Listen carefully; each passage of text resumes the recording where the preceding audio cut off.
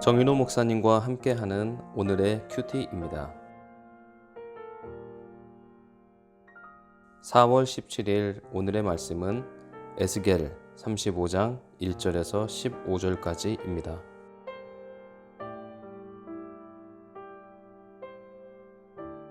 또 여호와의 말씀이 내게 임하여 이르시되 인자야 내 얼굴을 세일산으로 향하고 그에게 예언하여 이르기를 주 여호와께서 이같이 말씀하시되 세일산아 내가 너를 대적하여 내 손을 내 위에 펴서 내가 황무지와 공포의 대상이 되게 할지라. 내가 내 성읍들을 무너뜨리며 내가 황폐하게 되리니 내가 나를 여호와인 줄을 알리라. 내가 옛날부터 한을 품고 이스라엘 족속의 환난 때 곧 죄악의 마지막 때에 칼의 위력에 그들을 넘겼도다. 그러므로 주 여호와의 말씀이니라. 내가 나의 삶을 두고 맹세하노니 내가 너에게 피를 만나게 한즉 피가 너를 따르리라. 내가 피를 미워하지 아니하였은즉 피가 너를 따르리라. 내가 세일산이 황무지와 폐허가 되게 하여 그 위에 왕래하는 자를 다 끊을지라. 내가 그 죽임당한 자를 그 여러 산에 채우되 칼에 죽임당한 자를 내 여러 맷뿌리와 골짜기와 모든 시내에 엎드러지게 하고 너를 영원히 황폐하게 하여 내 성읍들에 다시는 거주하는 자가 없게 하리니 내가 여호와인 줄을 너희가 알리라. 내가 말하기를 이 두 민족과 두 땅은 다 내 것이며 내 기업이 되리라 하였도다. 그러나 여호와께서 거기에 계셨느니라. 그러므로 주 여호와의 말씀이니라. 내가 나의 삶을 두고 맹세하노니 내가 그들을 미워하여 노하며 질투한 대로 내가 내게 행하여 너를 심판할 때에 그들이 나를 알게 하리라. 내가 이스라엘 산들을 가리켜 말하기를 저 산들이 황폐하였으므로 우리에게 넘겨주어서 삼키게 되었다 하여 욕하는 모든 말을 나 여호와가 들은 줄을 내가 알리로다. 너희가 나를 대적하여 입으로 자랑하며 나를 대적하여 여러 가지로 말한 것을 내가 들었노라. 주 여호와께서 이같이 말씀하셨느니라. 온 땅이 즐거워할 때에 내가 너를 황폐하게 하되 이스라엘 족속의 기업이 황폐함으로 내가 즐거워한 것 같이 내가 너를 황폐하게 하리라. 세일산아 너와 에돔 온 땅이 황폐하리니 내가 여호와인 줄을 무리가 알리라 하셨다 하라. 아멘. 오늘 말씀의 제목은 적대감을 다루라입니다. 하나님은 에스겔 선지자에게 에돔을 향하여 심판을 선포하게 하십니다. 2절 3절 말씀입니다. 인자야 내 얼굴을 세일산으로 향하고 그에게 예언하여 이르기를 주 여호와께서 이같이 말씀하시되 세일산아 내가 너를 대적하여 내 손을 내 위에 펴서 내가 황무지와 공포의 대상이 되게 할지라. 여기 나오는 세일산은 에돔의 지리적인 이름입니다. 이 에돔은 이스마엘의 후손들이었습니다. 그들은 오랫동안 이스라엘을 향해 미움과 원한을 품고 있었습니다. 그들은 바벨론이 예루살렘을 멸망시키려고 할 때 이스라엘이 멸망하도록 바벨론에 적극적으로 조력하였습니다. 이를 인해서 하나님은 에돔을 다루시겠다고 선포하십니다. 오늘 말씀에는 황무지, 황폐라는 단어가 9번 등장합니다. 하나님은 이스라엘의 황폐함을 즐거워했던 에돔을 그와 동일하게 황폐하게 만들겠다고 하십니다. 첫 번째로 우리가 살펴볼 것은 에돔의 국가적인 가중범죄입니다. 에돔의 근본 문제는 이스라엘을 향한 적대감이었습니다. 11절 말씀입니다. 그러므로 주 여호와의 말씀이니라. 내가 나의 삶을 두고 맹세하노니 내가 그들을 미워하여 노하며 질투한 대로 내가 내게 행하여 너를 심판할 때에 그들이 나를 알게 하리라. 미워함, 노함 이런 단어들은 적대감을 표현하는 말들입니다. 당시 가나안 땅에 살고 있었던 이스라엘은 에돔에게 잘못한 것이 없었습니다. 가나안 땅을 정복하러 가는 과정에서도 이스라엘은 에돔의 영토를 통과할 수 있도록 정중하게 요청했었습니다. 에돔이 거절하자 이스라엘은 그곳을 우회하여 행진합니다. 에돔의 적대감은 옛날 선조 때의 불씨를 계속 다음 세대로 전달해 온 결과입니다. 그들이 진작 했어야 했던 일은 용서하고 잊어버리는 것이었습니다. 적대감을 거두어들이고 묻었어야 했습니다. 에돔은 적대감을 묻는 대신에 하나님이 주신 인간의 고상한 마음을 묻어버렸습니다. 호불호의 감정은 옳고 그름을 판단하는 분별력보다 훨씬 열등한 위치에 있습니다. 그러므로 영적인 사람은 좋고 나쁜 감정에 끌려다니는 것을 억제하고 올바른 분별력에 입각하여 살아가야 합니다. 감정에 따라 살면 에돔의 경우처럼 황폐한 결과를 맞이하게 됩니다. 자, 적대감을 계속 키울 때에 그것은 살인으로 이어졌습니다. 5절 말씀입니다.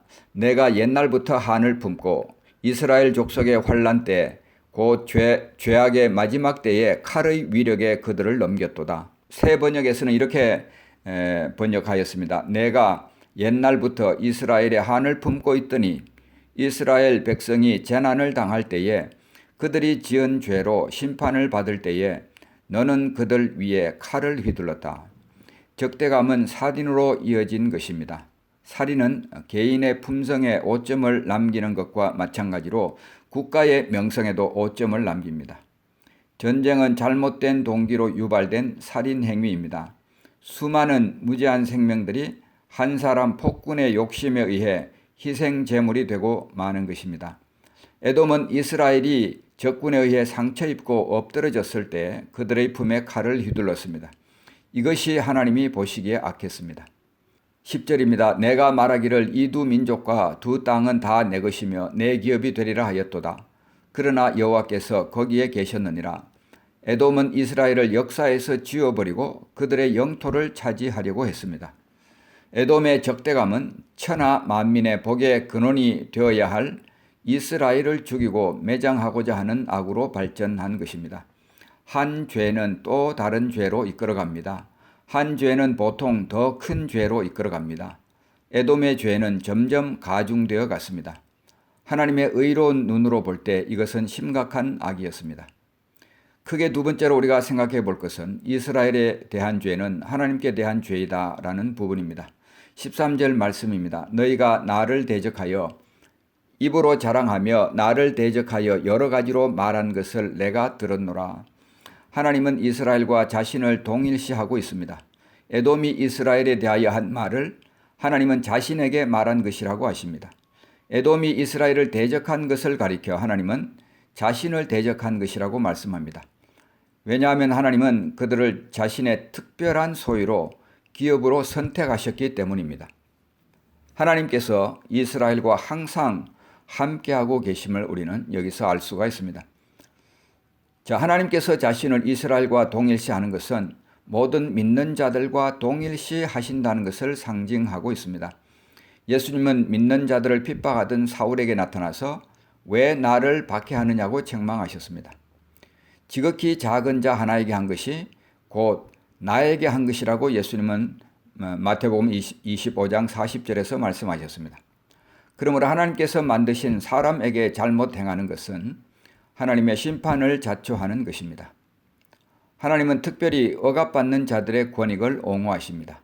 시편 68편 5절에 그의 거룩한 처소에 계신 하나님은 고아의 아버지시며 과부의 재판장이시라고 기록하고 있습니다. 인간의 어리석음은 하나님의 존재와 임재를 무시합니다. 10절 말씀입니다. 그러나 여호와께서 거기에 계셨느니라. 인간이 악을 꾀할 때 그 마음속에는 하나님이 없다고 생각합니다. 시편 4절 말씀이 그렇습니다. 악인은 그의 교만한 얼굴로 말하기를 여호와께서 이를 감찰하지 아니하신다 하며 그의 모든 사상에 하나님이 없다 하나이다. 탐욕이 가득한 지배자들이 이웃의 땅을 빼앗으려고 할 때 하나님께서 그 땅에 계신다는 것을 생각하지 않습니다. 그러나 땅은 주님의 것이며 새초부터 새말까지 하나님의 눈이 그것을 보고 계십니다. 하나님의 눈은 그 땅을 보고 계십니다. 하나님의 눈은 우리를 보고 계십니다. 시편 31편 7절 8절 말씀입니다. 내가 주의 인자심을 기뻐하며 즐거워할 것은 주께서 나의 고난을 보시고 환난 중에 있는 내 영혼을 아셨으며 나를 원수의 수중에 가두지 아니하셨고 내 발을 넓은 곳에 세우셨음이니이다. 하나님은 우리를 보시고 아시는 하나님이십니다. 세 번째, 하나님의 공정한 심판에 대해서 함께 생각해 보겠습니다. 하나님의 손은 아무도 막을 수 없습니다. 3절 말씀입니다. 내가 내 손을 내 위에 펴서. 하나님은 자신의 손을 에돔 위에 펴겠다고 하십니다. 하나님은 영이시기 때문에 그에게는 문자적인 손이 없으십니다. 하나님의 손은 그분의 전능하신 능력을 상징합니다. 하나님의 전능하신 손은 미치지 못할 곳이 없으십니다. 또한 하나님의 심판은 공정합니다. 6절 말씀에 내가 피를 미워하지 아니하였은즉 피가 너를 따르리라. 11절 내가 그들을 미워하여 노하며 질투한 대로 내가 내게 행하여. 15절 이스라엘 족속의 기업이 황폐함으로 내가 즐거워한 것 같이 내가 너를 황폐하게 하리라. 하나님의 심판의 원리를 보면 우리가 남에게 행한 대로 혹은 행하고자 의도한 대로 그대로 받게 된다는 것입니다. 오늘 말씀을 맺도록 하겠습니다. 마태복음 7장 12절 말씀이 생각납니다. 그러므로 무엇이든지 남에게 대접을 받고자 하는 대로 너희도 남을 대접하라. 이것이 율법이요 선지자니라. 율법서와 선지서는 그 당시 성경 전부였습니다. 이 구절은 성경 전체의 요약이라는 뜻입니다. 이 구절은 서로 사랑하라는 계명의 또 다른 표현입니다. 믿지 않는 사람들도 이것을 황금률이라고 부르며 지키려고 합니다. 황금률이란 성공하려면 반드시 따라야 할 원칙이라는 말입니다. 오늘 말씀의 결론은 이것입니다. 우리 속에 있는 적대감은 심각하게 다루어져야 한다. 그것은 보이지 않는 살인 행위이기 때문입니다. 누가복음 6장 37절에 말씀하십니다. 용서하라. 그리하면 너희가 용서를 받을 것이요. 마태복음 18장 35절입니다. 너희가 각각 중심으로 형제를 용서하지 아니하면 내 천부께서도 너희에게 이와 같이 하시리라. 용서는 선택사항이 아닙니다. 내가 해도 되고 안 해도 되는 것이 아니라는 말씀입니다.